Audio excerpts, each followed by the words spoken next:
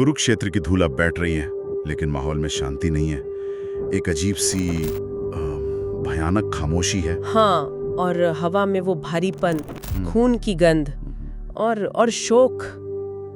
युद्ध खत्म हुआ, पर जीत जैसी कोई बात नहीं लग रही। बिल्कुल, सिर्फ तबाही दिख रही है चारों तरफ। और आज हम ना इसी युद्ध के बाद जो एक भावनात्मक तूफान उठा, उसकी बात करेंगे। मतलब गांधारी का श्राप। हाँ, गांधारी का श्राप, ये हमारी चर्चा का केंद्र है।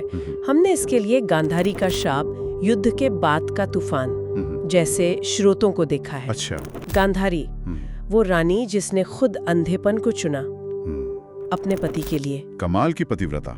और फिर उसी युद्ध में अपने 100 के 100 बेटे खो दिए। ये सोचना भी मुश्किल है। हाँ, तो सवाल यही उठता है कि जब इतना गहरा दुख और उनकी वो जीवन भर की तपस्या की शक्ति, जब ये दोनों मिलते हैं तो क्या होता है? उफ, जाहिर है वो पूरी तरह टूट चुके होंगे। 100 पुत्रों को खोना। हाँ, हर तरफ लाशें बिखरी थी।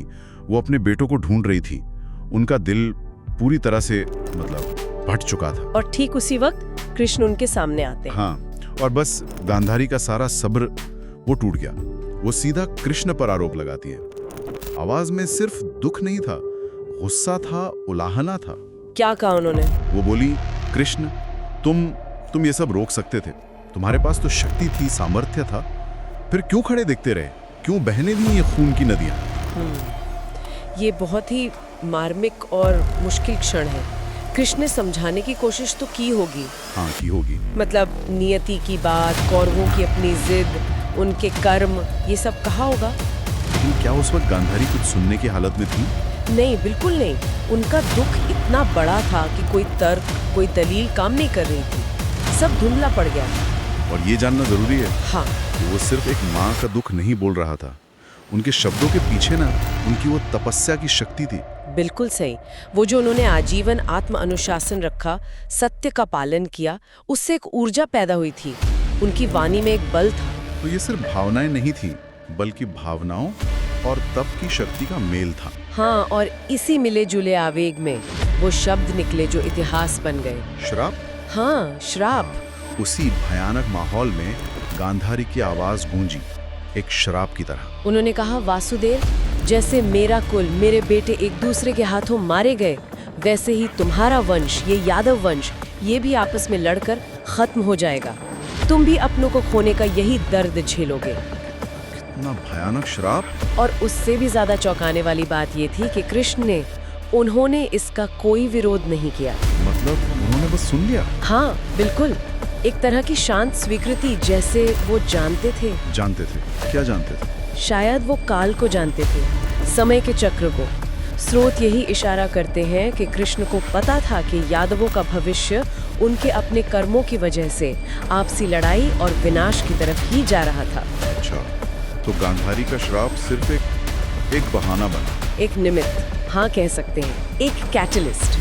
वो जो होना ही था, श्राप ने बस उसे घोषित कर दिया। ये नियति और कर्म का बड़ा पेचीदा ताना बाना है। क्या सब तय था या कर्मों का फल मिलना ही था? मतलब कृष्ण ने उस श्राप में भविष्य देख लिया, यादवों के अपने कर्मों का नतीजा। बिल्कुल। ये सिर्फ गांधारी का गुस्सा नहीं था, ये एक सच्चाई का खुलना भी था कि कर्मों के फल से, चाहे वो किसी एक का हो या पूरे समूह का, बचना मुमकिन नहीं। और कृष्ण का इसे स्वीकारना, ये उनकी दिव्य दृष्टि दिखाता है। हाँ, और स्थिति की गहरी समझ भी। और फिर वो हुआ, श्राप सच हुआ। हाँ, हुआ। लगभग 36 साल बाद द्वारका में यादव बहुत अमीर और शक्तिशाली हो गए थे। लेकिन शायद अहंकारी भी। हाँ, अहंकारी और अनुशासनहीन भी। प्रभास क्षेत्र में कोई उत्सव था, वहाँ नशे में छोटी सी बात पर झगड़ा शुरू हुआ और वो एक भयानक गृह युद्ध बन गया। हाँ, उन्होंने एक दूसरे को मार डाला।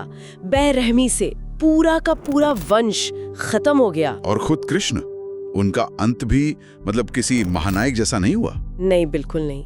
वो अकेले थे, एक पेड़ के नीचे ध्यान में बैठे थे, और एक शिकारी ने गलती से हिरण समझकर उनके पैर के तलवे में तीर मार दिया। विष वाला तीर। हाँ, कुरुक्षेत्र के महानायक का अंत ऐसे अकेले में, इतनी साधारण तरीके से, ये भी शायद उसी नियति के चक्र का हिस्सा था। तो इस पूरी कहानी से क्या सबक मिलते हैं? कई गहरे सबक हैं।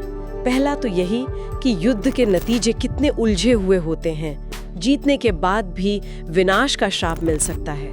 जीत हमेशा जीत नहीं होती। सही बात है। दूसरा, मानवीय भावनाएं, खासकर एक माँ का दुख और गुस्सा, जब वो तपस्या या सच्ची निष्ठा से जुड़ जाए तो उसमें दुनिया हिला देने की ताकत आ जाती है। वो सिर्फ भावना में ही रहती, एक ऊर्जा बन जाती है। और तीसरा, नियति और कर्म का वो अटूट रिश्ता। शायद देवता भी उससे पूरी तरह बच नहीं सकते।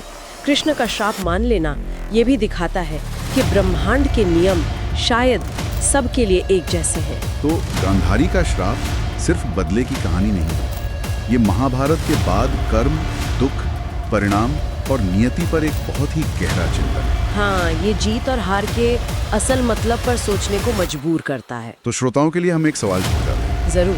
क्या किसी भी बड़ी तबाही या युद्ध के बाद कोई सच में जीतता है? या हर अंत, चाहे वो जीत का ही क्यों न लगे, अपने अंदर किसी और दुख या विनाश का बीज लेकर आता है? क्या ये चक्र कभी टूटता भी है या बस चलता रहता है? तो हमने देखा कि कैसे एक छोटा सा टाइटल और फ्रेज अनुभव कैसे करें, सदस्यता, पसंद और टिप्पणी करें, हमें ऑनलाइन दुनिया में जुड़ाव, अनुभव का मतलब क्या है और डिजिटल बातचीत की जो परतें हैं उनके बारे में सोचने पर मजबूर कर सकता है। ये दिखाता है कि कभी-कभी सबसे आम चीजों में भी कितने गहरे सवाल छुपे हो सकते हैं। हाँ, सार यही निकलता है कि ये ऑनलाइन क्रियाएं जो हमें बहुत मामूली लगती हैं, असल में काफ़ी मायने रखती हैं। ये तय करती हैं कि हम जानकारी कैसे कंज्यूम करते हैं, हम कम्युनिटीज से कैसे जुड़ते हैं और डिजिटल दुनिया में अनुभव करने का मतलब क्या बनता जा रहा है। आज के लिए इस दिलचस्प विचार मंथन में इतना ही। हाँ, और चलते चलते बस एक सोचने वाली बात छोड़ जाता हूँ। अगली बार जब कोई ऑनलाइन सब्सक्राइब, लाइक या कमेंट करे तो एक पल रुक कर सोचे, ये छोटा सा क्लिक उसके डिजिटल अनुभव को कैसे कर रहा है और शायद अनजाने में दूसरों के अनुभव को।